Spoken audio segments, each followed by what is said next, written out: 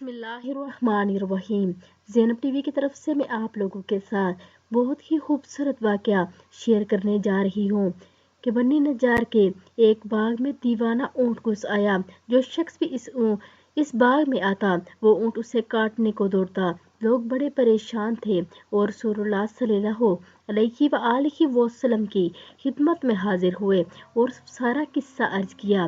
حضور صلی اللہ علیہ وآلہ وسلم نے فرمایا چلو میں چلتا ہوں۔ چنانچہ حضور صلی اللہ علیہ وآلہ وسلم اس باغ میں تشریف لے گئے اور اونٹ سے فرمایا ادھر آؤ۔ اس اونٹ نے جب رسول اللہ صلی اللہ علیہ وآلہ وسلم کا حکم سنا تو دوڑتا ہوا حاضر ہوا اور اپنا سر حضور صلی اللہ علیہ وآلہ وسلم کے قدموں میں ڈال دیا۔